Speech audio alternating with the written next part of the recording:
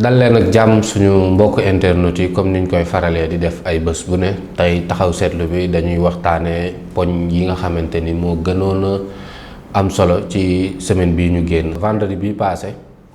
kii di suñu président de la république moom nag dafa joxe woon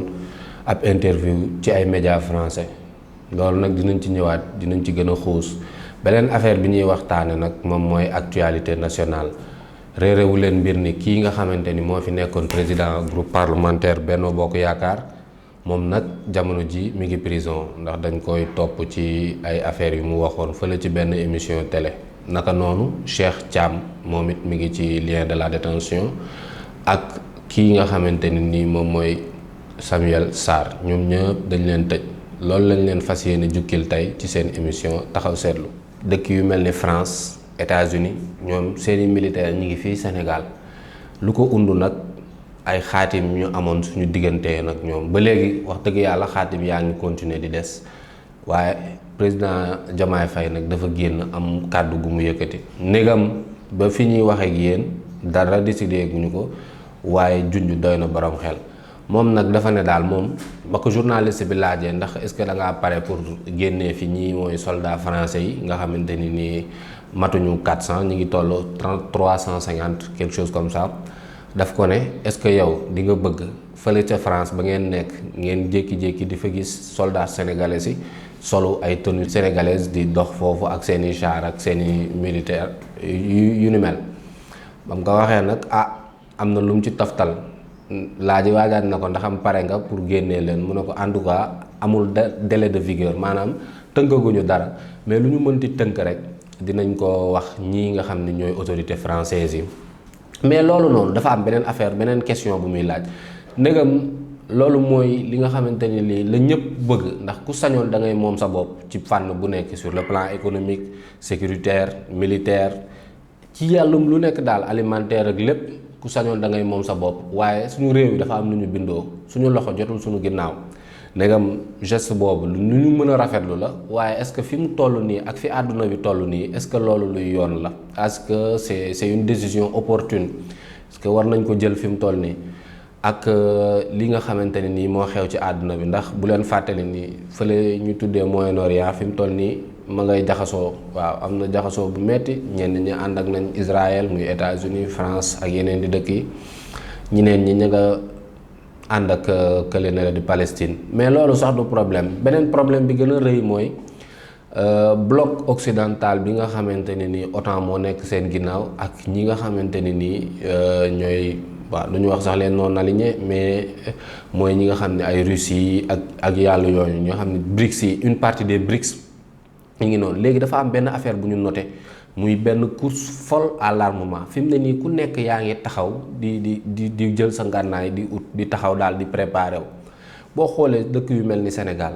ñun wax dëgg yàlla lu ñu lekk lan tal réew mi fi mu toll nii taax na tal goo xamante ne nii nit ñi lu ñu lekk lañ gën a tal que wëri ay ngànnaay ak ñoom seen est-ce que fi mu toll nii sunu arrangement la ñu mettre à dos ku mel ni France sur la politique sécuritaire boobu boroom xam-xam yi dinañ ci laajte beneen laaj bi mooy boo xoolee fan yee ca ginnaaw Sénégal renouvelé wul accord de pêche am ak Union européenne autorités yi nag ñoom am nañ seeni raison expliqué nañ ko lu yàggul dara waaye wax ji du foofu France bi nga xamante ni nii wax dëgg yàlla sur le plan renseignement sécuritaire amal na njëriñ Sénégal lool ñi nga xam ne nag ñi ngi yëngatu ci wàllum woowu ñooñu mun nañ seede li may wax nii léegi bu réew mi tollee fii ak crise bi ñu am au Sahel ak yooyu noonu est-ce que génnee base militaire bu France bi fii nekk Sénégal est-ce que yoon la boobu prérogative bu président de la République moom moo am information yoo xamante ni ñi wax dëgg yàlla ñun amuñu ko moom mooy xool li ko soob rek def ko mais affaire bi nag li ñu ci gën a jaaxal mooy balaa loolu weer yee ca ginnaaw moom demoon na fi France ba mu fa demee nag kii di Ousmane Sonko di premier ministre ba pare it di njiitalam ci wàllum politique moom dafa génnoon daal yàq lu mel ni xeme waa France ba pare maanaam junjoon na lii di ñëw nii ñu toog nag di xaar fi mu toll nii fan la président bi di mujjee moom yan décision la ci mujjee jël waaye fi ko li leer ba leer mooy fi mu ne nii tubaab yi ñoom préparé wu nañ pour génn war a mën a am waaw léegi nag dama leen bëggoon wax tuuti rek ci liggéeyu élément militaire du Sahel ñi nga xamante ni ñi ñoo nekk fii seen base bi nga xam ne mooy Wakaam ñoom nag ils sont plutôt dans la diplomatie sécuritaire boo ko déggee ci gàttal mooy ñëw ñu fii ak contingent comme li fi amoon nga xamante ne nii prêt à se déployer non ñoom dañoo ñëw fii fi mu toll li ëpp mooy formation ci wàllum formation ak mission bu beneen bu essentiel mooy renseignement sécuritaire ñoom nag foofu lañ toll dañuy nekk di liggéey ak ñu bari fii ci Afrique du Sénégal kese mais Afrique de l'Ouest dañuy former armée yu bari waaw xëy na nag du ñàkk Sénégal fi mu ne nii lan ko waroon former yëpp former na ko ndax gisuñu beneen raison bu tax président de la République war a mën a arrêter loolu même sax souveraineté moom wax dëgg yàlla lu ñëpp bëgg la te waaye genre question yu mel noonu du lu ñuy décréter du loo xam ne da ngay génn rek wax ko day fekk wax dëgg yàlla nga toogaale ko ba pare mënal sa bopp waaw bu leen fàttaliku nag am na li fi xewoon jamono yi Ablaye Wade mbam immeuble bu lakk il a fallu qu'on appelle l'armée française pour mu mun a intervenir dëgg yàlla bu ñu bëggee fëgg suñu dënn def yenn affaires yi yooyu dañ koy faral di fàttaliku. beneen affaire bi wala beneen question bi ñu war a mën a laajte mooy ndaxam wax dëgg yàlla bu dee souveraineté rek la ñu bëgg ñeneen ñi fi nekk mun nañ leen génne léegi bu leen fàttali ni ci 2016 signé nañ benn accord partenariat sécuritaire boo xamante ni ñun ak États-Unis la accord boobu nag dafa suuploon loolu dafa nekkoon loo xamante ne nii war nañ ci war a mën a gis suñu bopp ci fànn yu ne ndax du doon aspect xeex rek ak sécurité yooyu noonu même catastrophe bu fi amoon mënoon nañ compter ci américains yi ba léegi sax ndax mi ngi en vigueur mën nañ compter ci déploiement militaire américain yi pour mën a jàmmaarloo ak affaire yu ñu mel waaye dañuy laaj bi nag moom mooy ndax boo xoolee français yi ñoom 350 militaires ñoo fi nekk mais américains yi ils sont plus de 1000 sur le sol sénégalais est-ce que bu ñu jugee ci génnee français yi dañuy dem ci américains yi loolu moom mooy laaj bi loolu ndax mbaa dina jural jàmm Sénégal nan on croise les doigts parce que wax dëgg yàlla mënuñoo nekk ci dëkk boo xamante ne nii lépp sa loxo jotul sa ginnaaw nga def yenn yi ba pare di xaar leneen beneen affaire bi nag mooy conséquence directe cette décision bu leen fàtte ni jamono yële ca gannaaw boobu dëkk bi xaw na jaxasoo tuuti Emmanuel Macron président ba nekk ca France moom dafa woo ay ambassadeur am ñëpp ñu toog ñuy waxtaan mun leen dafa am li amoon léegi mënatul am loolu nag faw ngeen bàyyi ko ci xel mooy